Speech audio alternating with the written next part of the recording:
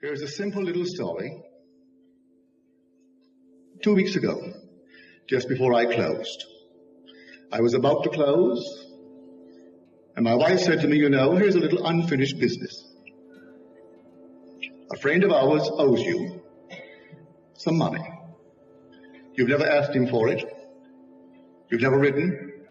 You've never mentioned it to anyone, but he owes you the money. You're closing up for the entire summer. You will not be here until late fall. I don't think it's fair to him, fair to you, fair to me, that he continues indefinitely without ever mentioning the fact that he owes you the money. I said, all right. You want the money? She said, yes.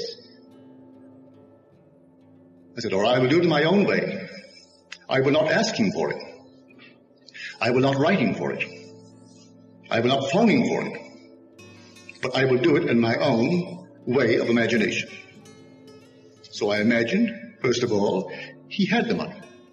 You can't get it from someone who has the money. So I first of all assumed he had it.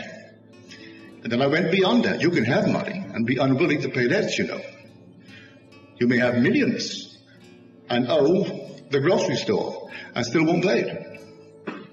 So I first of all saw him with money, lots of money. And then I saw him willing and eager to pay me. And then I received from him whatever he owed me. This I did on Wednesday. On Friday, the phone rang about 4:30. It was my friend. He hasn't called me in over a year. He said, are you busy tonight? I said, yes, I'm lecturing tonight. He said, that's right, it's Friday night. Well, my wife and I will come to the meeting tonight. It's perfectly all right. So he came to the meeting. After the meeting, he said, you ride home with me. And Bill, who's my wife, she'll go home with the one who brought you. And my wife will go with you, with her. So we went over to the parking lot. And he always drove an old jalopy, something falling apart. But I saw nothing like that in the lot. And he took me over towards this wonderful Chrysler, the New Yorker model, with everything in it that money could buy. But he drove me home. A new car was under 1,000 miles. Not a word was said on the way home about money. Not a word was said at home.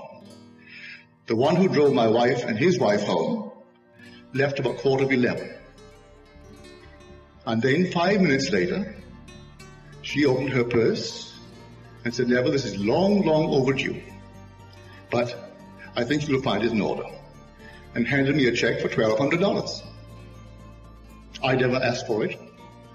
Never once in the 5 years he's owed it to me did I ever breathe it. And she gave me $1,200.